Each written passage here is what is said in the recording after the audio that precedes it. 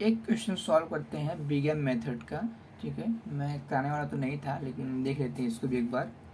Begin method और simplex method दोनों same ही हैं, करने का तरीका सेम है, लेकिन जैसा कि मैंने बताया था कि पहले हम अपने एलपीपी को, जो हमारा क्वेश्चन होता है, उसको स्टैंडर्ड फॉर्म में कन्वर्ट करना होता है।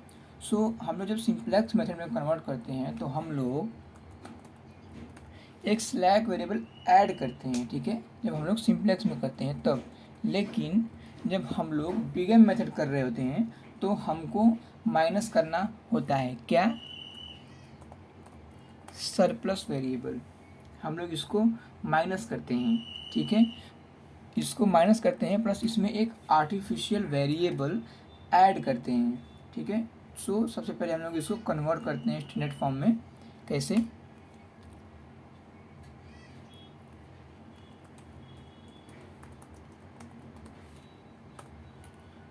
आप देखो, आपके पास जो कंस्ट्रेंट है वो क्या क्या है?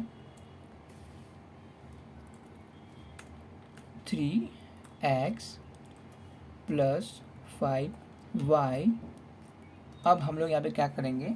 माइनस करेंगे एक सरप्लस वेरिएबल s1। यहाँ पे दो कंस्ट्रेंट है तो s1 और s2 आएगा। सो हमने यहाँ पे s1 ले लिया है और ऐड करते हैं एक आर्टिफिशियल वेरिएबल। इसको भी 1 रख लेते हैं क्योंकि दो हैं तो दो हम लोग ऐड करने वाले हैं। ठीक है, एंड इक्वल टू 30। ठीक है, ये आपका फर्स्ट का बन गया स्टैंडर्ड फॉर्म। अब आप ये देखो कि ये बिगेन का क्वेश्चन कैसे है, क्यों है। आप साइन देखो क्या है, ग्रेटर देन इक्वल टू। अगर आपके क्वेश्चन में आपने कोई क्वेश्चन लिया, अगर उसमें एक भी साइन कंस्ट्रेंट में, अगर एक भी sign greater than equal to का आ गया अगर, सो आपको वहाँ पे बिगेन मेथड ही यूज़ करना है। अगर अगर दोनों sign less than equal to है सो आप सिंप्लेक्स करोगे, लेकिन अगर एक भी साइन आ गया ग्रेटर देन का तो आपको फिर बिगेन मेथड अप्लाई करना पड़ेगा। सो अब हम लोग इसका भी जो सेकेंड कंस्ट्रेंट है उसको भी स्टैंडर्ड फॉर्म में कन्वर्ट कर लेते हैं। 7y and then minus surplus variable and then add artificial variable equal to 40। ठीक है, ये जो हमारे कंस्ट्रेंट थे उसका स्टैंडर्ड फॉर्म बन गया है। अब जो हमारा ऑब्जेक्टिव फंक्शन है उसका क्या बनेगा वो आप देखो क्या बनेगा। 100x + 150y। अब हम लोग क्या करते हैं, हम लोग स्लैक जो हमारा सरप्लस वेरिएबल है हमने कंस्ट्रेंट में उसको माइनस किया है। ठीक है, जब हमने उसका स्टैंडर्ड फॉर्म बनाया तो हमने माइनस किया, लेकिन जब हम उसको ऑब्जेक्टिव फंक्शन का जब बनाएंगे स्टैंडर्ड फॉर्म तो हम उसमें उसको प्लस करते हैं, प्लस s1 0s1। हमने इसका कोएफिशिएंट क्या रखा है? 0। And same for the second 0s2। ठीक है, तो आप ये समझो कि जब हमने अपने कंस्ट्रेंट्स का स्टैंडर्ड फॉर्म बनाया तो हमने वहाँ पे सरप्लस वेरिएबल को माइनस किया, लेकिन जब हम उसको जब उसको ऑब्जेक्टिव फंक्शन में जब उसका बना रहे हैं, जब हम लोग अपने ऑब्जेक्टिव फंक्शन का स्टैंडर्ड फॉर्म बना रहे हैं तो हम उसी सरप्लस वेरिएबल को वहाँ पे ऐड कर रहे हैं विथ 0 कोफिशिएंट। ठीक है, अब इसमें एक और चीज़ क्या है, हम लोग इसमें अपना आर्टिफिशियल वेरिएबल भी ऐड करेंगे। ठीक है, लेकिन उसके साथ हम लोग उसको एक कोएफिशिएंट भी देंगे। क्या देंगे? m, जो कि इस फॉर्मूले में है बिग M। ठीक है, a एंड प्लस m। ठीक है, ये बन गया हमारा ऑब्जेक्टिव फंक्शन का स्टैंडर्ड फॉर्म। ठीक है, ये बनेगा आपका ऑब्जेक्टिव फंक्शन का स्टैंडर्ड फॉर्म। इसमें देखो हमने आर्टिफिशियल वेरिएबल भी ऐड किया है और उसका जो कोएफिशिएंट है वो हमने m पुट किया है, ठीक है। जब हम लोग इसको कॉपी पेन पे करते हैं, कॉपी पेन से करते हैं, सो जब हम लोग आइट्रेशन बनाते हैं तो हम लोग m को ना m ही पुट करके सॉल्व करते हैं, आइट्रेशन सॉल्व करते हैं। लेकिन जब हम लोग उसको कंप्यूटर या फिर लैपटॉप में करते हैं तो अगर हमने यहाँ पे अगर m का यूज़ किया तो वो वैल्यू सही से नहीं आएगी। सो हम लोग क्या करते हैं, हम लोग m के लिए ना, m के लिए एक वैल्यू डिसाइड कर लेते हैं, एक बड़ा सा नंबर। सो हम लोग क्या करते हैं, एक वैल्यू ले लेते हैं अप्रॉक्स 10,000, ठीक है। हमने उसके लिए एक वैल्यू डिफाइड कर दिया, कितना, 10,000, ठीक है। अब जहाँ भी हम लोग m का यूज़ करने वाले हैं वहाँ पे हम लोग 10,000 पुट कर देंगे। अब हम लोग बनाते हैं अपना इटरेशन, ठीक है। उसके लिए टेबल हम लोग बनाएंगे।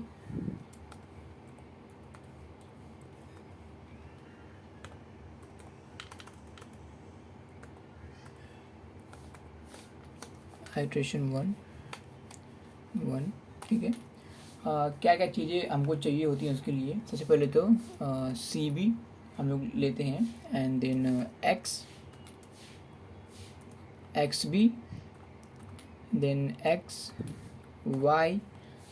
यहाँ पे क्या आने वाला है, S1 S2, जैसा कि हमारे पास यहाँ पे है, यहाँ पे, ठीक है, S1 S2 and artificial variable भी यहाँ पे आने वाला है। सो A1 एंड A2, ठीक है। एंड लास्ट में आएगा आपका मिनिमम रेशियो, जिसे हम लोग बोलते हैं रिप्लेसमेंट रेशियो, ठीक है। एंड और क्या आता है, CJ, ठीक है, CJ, और उसके जो कोएफिशिएंट होते हैं वो आते हैं, उसको हम लोग फिल करते हैं। पहले देख लेते हैं कि और क्या क्या चीज़ें जो हैं वो आती हैं। और आता है आपका ZJ and CJ minus ZJ, ठीक है। ये सब चीज़ें जो हैं वो सब आती हैं और इसका हम लोग बनाते हैं टेबल, ठीक है।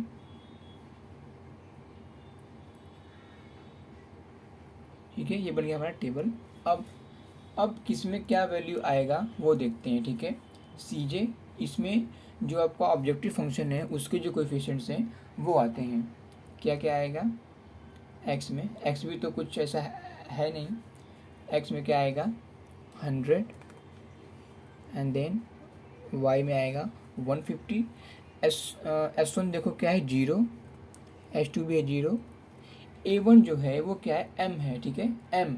सो अगर हम लोग कॉपी पेन में करेंगे तो हम लोग यहाँ पे m लिखेंगे, ठीक है। अगर हम लोग कॉपी पेन में करेंगे, लाइक अगर बुक पे करते हैं तो हम लोग m पुट करेंगे। लेकिन हम लोग लैपटॉप पे कर रहे हैं या फिर कैमरे पे कर रहे हैं ना, तो वो m को अगर हम लोग m पुट करेंगे ना तो वैल्यू जो है वो रॉन्ग आता है। सो हमने क्या डिफाइड किया था कि हम लोग m के प्लेस पे ये जो हमने नंबर उसके लिए लिया है 10,000 वो पुट करेंगे। सो हम लोग यहाँ पे पुट करेंगे 10,000 एंड फॉर द A2 भी हम लोग वही पुट करेंगे। हाँ, अब ठीक है, मैंने यहाँ पे गलती से 1,00,000 ले लिया था, अब मैंने ठीक कर दिया है। यहाँ भी ले लेंगे 10,000, ठीक है। अब XB में हमने जब सिंप्लेक्स मेथड किया था, सो उसमें हमने x के प्लेस पे जो x में था वो हमने वहाँ पे S1 और S2 लिया था। लेकिन अगर जब हम लोग बिगर मेथड कर रहे हैं तो हमारे पास ये 4 चीज़ें होती हैं, S1 S2 A1 and A2। सो हम लोग S1 S2 को ना लेके हम लोग A1 एंड A2 को यहाँ पे लेते हैं अगर है तो। अगर नहीं होता तो हम लोग S1 और S2 के पास जाते हैं, ठीक है। हमने ले लिया। CB क्या होता है, उसी का कोएफिशिएंट। तो यहाँ पे देखो 10,000 जो है उसका कोएफिशिएंट है। सो हम लोग यहाँ पे भी 10,000 लिख देंगे and same for the A2, ठीक है, ये आ गया।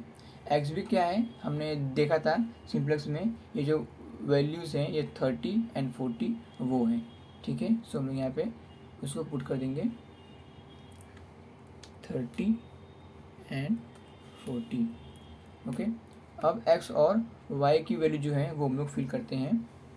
a1 में देखो ये इसमें देखो x के लिए क्या है 3, y के लिए 5, s1 इसमें s1 है लेकिन क्या आएगा यहाँ पे -1, क्योंकि देखो वो -s1 है, ठीक है। और h2 वहाँ पे है ही नहीं, तो वहाँ पे आएगा 0। a1 उसमें है, सो वहाँ पे आएगा 1 क्योंकि वो पॉजिटिव में है, ठीक है। और a2 वहाँ पे नहीं है तो वहाँ पे आएगा 0। एंड नेक्स्ट सेल के लिए x क्या है 5, y क्या है 7, इसमें s1 नहीं है तो यहाँ पे आएगा 0। यहाँ पे h2 है सो -1, इसमें देखो a1 नहीं है तो 0 आएगा, और यहाँ पे a2 इसमें है तो यहाँ पे 1 आएगा, ठीक है। ये हमने जो वैल्यूज थी वो हमने फिल कर दी हैं, ठीक है। मैंने a1 में अब तक 1000 ही एंटर किया था, अब मैंने उसको भी ठीक कर दिया है। अब क्या करना है, अब हमको सिंपली जेड फाइंड करना है। उसके लिए हमने सिंपलेस्ट मेथड में भी देखा था कि उसके लिए एक फार्मूला है क्या, इक्वल टू सम प्रोडक्ट। इसको आप लोग अच्छे से याद कर लो, ये फार्मूला बहुत काम का है, बहुत जगह ही इसका यूज़ है, ठीक है। हम सेलेक्ट करेंगे CB जो हमारा 2 सेल है उसको करेंगे, और इसका मल्टीप्लाई करना है हमको हर एक कॉलम से, लाइक हर इससे भी, इससे भी, इससे भी, इससे भी, लेकिन एक करके करना है। तो सबसे पहले हम लोग इसको सेलेक्ट कर लेंगे और इसको फिक्स कर देंगे, क्योंकि इसी का हमें करना है सबके साथ में। सो इसको हम लोग फिक्स कर देते हैं, एंड देन कॉमा, अभी जिसके साथ कर रहे हैं फ़िलहाल उसको सेलेक्ट करते हैं, एंड देन एंटर। सो ये वैल्यू आ गया। अब फॉर्मूला जो है वो अप्लाई हो गया है, तो बस इसी को ड्रैग कर देंगे लास्ट तक, A2 तक। सो सब में वैल्यू जो है वो आ जाएंगी, देखो आप, ठीक है। अब फाइंड करते हैं CJ माइनस ZJ। उसके लिए क्या है, ये CJ जो ऊपर है यहाँ पे माइनस करना है ZJ से। सो XB में तो कुछ नहीं है, सो हम लोग स्टार्ट करेंगे X से। यहाँ से क्या करेंगे, इक्वल टू CJ माइनस ये, एंटर। कितना आया -79900, ठीक है। फॉर्मूला अप्लाई हो गया यहाँ पे, सो इसको भी ड्रैग कर देंगे यहाँ तक। सो आप देखो हमारे पास कुछ ऐसी वैल्यूज़ आ गई, ठीक है। अब हम लोग जब सिंप्लेक्स मेथड करते हैं तो उसमें हम लोग क्या चेक करते हैं कि जो हमारा CJ माइनस ZJ है वो या तो 0 हो जाए या तो माइनस में हो जाए। लेकिन जब हम लोग बिगेन मेथड कर रहे हैं तो हम लोग चेक करते हैं कि जो ये CJ माइनस ZJ है वो हमारा पूरा पॉजिटिव हो जाए या फिर 0 हो जाए, ठीक है। सेम उल्टा है। और हम लोग जब वहाँ पे की कॉलम सेलेक्ट करते हैं, की कॉलम, तो देखते हैं कि सबसे बड़ी वैल्यू कौन सी है। लेकिन जब हम लोग बिगेन मेथड कर रहे हैं तो हम देखते हैं कि सबसे छोटी वैल्यू कौन सी है, लाइक जो सबसे ज़्यादा माइनस में है, ठीक है। उसको फिर हम लोग आगे आइटरेशन में यूज़ करेंगे। सो यहाँ पे देखो जो CJ माइनस ZJ है उसमें ये 2 वैल्यू पॉजिटिव में है, ये 2 वैल्यू 0 हैं, ठीक है। लेकिन यहाँ पे 2 वैल्यू माइनस में आ गई जो कि हमको नहीं चाहिए थी। इसका मतलब है कि आइटरेशन हमारा नेक्स्ट जाएगा। नेक्स्ट आइटरेशन लेके जाने के लिए हमको पहले यहाँ से की कॉलम, की रो और की एलिमेंट फाइंड करना पड़ेगा, ठीक है। सो आप CJ माइनस ZJ में देखो कि कौन सी वैल्यू है जो सबसे छोटी है, यानी कि जो सबसे ज़्यादा नेगेटिव में है। सो आप देखो यहाँ पे 11, ये कितना है 1,19,850, ठीक है। ये जो है वो सबसे बड़ी सबसे छोटी वैल्यू है, मतलब ये इतना ज़्यादा माइनस में है। तो इसको हम लोग बनाएंगे अपना की कॉलम, इसको बनाएंगे की कॉलम, ठीक है। और इसी की हेल्प से हम लोग मिनिमम रेशियो फाइंड करेंगे। मिनिमम रेशियो फाइंड करके फिर हम लोग पता लगाएंगे अपना की रो। ये हमारा क्या है, की कॉलम, ठीक है। हम लोग फाइंड करते हैं की रो। उसके लिए क्या करेंगे, आपको जैसे पता है कि मिनिमम रेशियो का फॉर्मूला क्या है, जो हमारा एक्स बी है उसको डिवाइड करते हैं हम लोग किससे, जो हमारा की कॉलम है, जो हमारा की कॉलम आया है उससे, ठीक है। अब क्या करेंगे, यहाँ पे लिखेंगे इस सेल में इक्वल टू 30 डिवाइड बाय 5, इसके करस्पॉन्डिंग जो भी कॉलम में वैल्यू है देखो वो उससे डिवाइड करेंगे एंड देन इसी को ड्रैग कर देंगे नीचे, जस्ट एक नीचे, क्योंकि इसमें 2 ही है। सो क्या आ गया, ये 6 आया फर्स्ट एंड सेकेंड क्या आया 5.71429, ठीक है। सो यहाँ पे हमको मिनिमम वैल्यू ही चेक करना है, जैसा कि हम लोग सिंपलेक्स मेथड में करते हैं कि मिनिमम रेशियो यानी जो सबसे छोटी वैल्यू है उसको कंसिडर करते हैं, तो यहाँ भी हम लोग वही करने वाले हैं, ठीक है। सो यहाँ पे जो सबसे छोटी वैल्यू है वो है A2 में।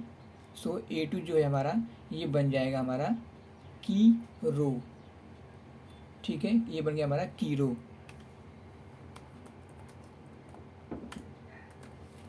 ठीक है, अब की एलिमेंट कैसे फाइंड करेंगे, जो दोनों में कॉमन हो।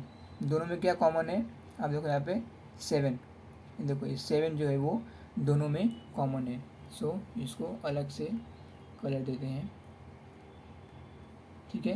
ये 7 जो है वो दोनों में कॉमन है, तो ये बन गया हमारा की एलिमेंट। सो अब आप देखो की कॉलम जो है हमारा वो क्या है y, एंड की रो जो है वो है हमारा A2, ठीक है। एंड जो की एलिमेंट है वो है हमारा 7, ठीक है। आपको आपके पास ये 3 चीज़ें होनी चाहिए आगे एट्रेशन में जाने के लिए, ठीक है। अब हम लोग क्या करते हैं, अब इसी को कॉपी करते हैं सिंपली, इसी टेबल को नेक्स्ट एट्रेशन के लिए पेस्ट करते हैं। इसके अंदर जो भी कंटेंट है, ठीक है, जो भी कंटेंट है, नंबर जो भी हैं उसको हम लोग कर देते हैं क्लियर। जो भी एक कलर है इन सबको हटा देते हैं,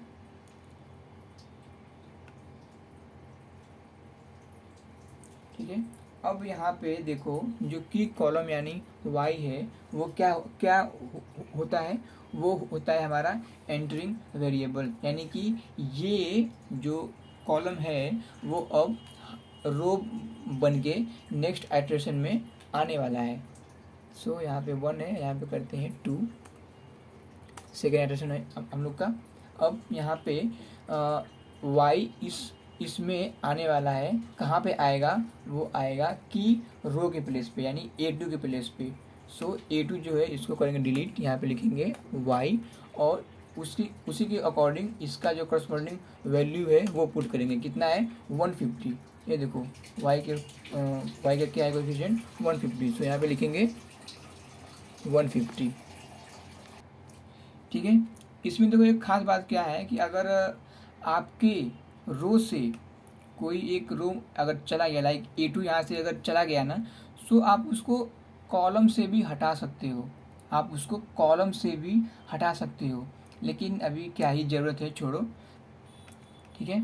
अब हम लोग क्या करते हैं, अब जैसा कि हमने सिंपलेक्स मेथड में फॉर्मूलाज अप्लाई करके सब वैल्यूज़ को फाइंड किया था, वही सेम चीज़ हम लोग यहाँ भी करने वाले हैं, ठीक है।